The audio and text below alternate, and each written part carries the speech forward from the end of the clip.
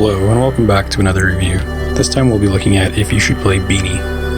In short, the answer is yes. And I'm not just saying that because the game is about a bee. Let's talk about it. The landscape of modern gaming is full of large open worlds and cutting-edge graphics, striving for realism. And while that type of content has its place, BEENY is quite the opposite. The game is a callback to the SNES with a noticeable influence from the Donkey Kong Country games. The overworld is a series of nodes for each level, and each level requires a simple linear progression. Go up. There's no damage or game over.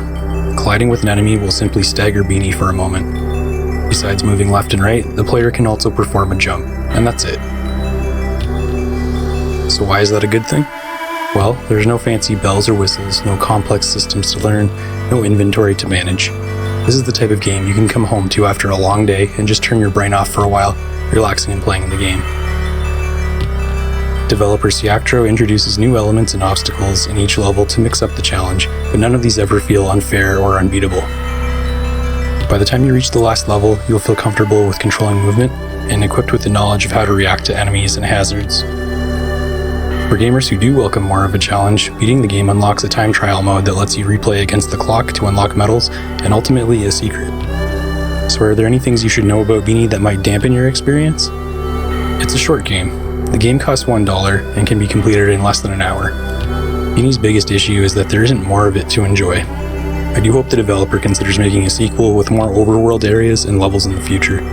Besides that, the dialogue has the occasional spelling error, but it can be argued that this adds to the charm of the game. It certainly didn't take away from the gameplay experience in any way. At the end of the game, there's what I would describe as a demo for another of Ciactro's games, Super Kiwi 64. After completing this demo, you're returned to the main game and now have access to the time trials. If you visit Kiwi's hut again, the entire cutscene and demo starts over, as if you hadn't already completed it. It's a small oversight in the logic of the game, but one that can be forgiven. BEENY is a short but sweet game that is accessible to nearly anyone of any age. There really isn't any reason why you should not play it.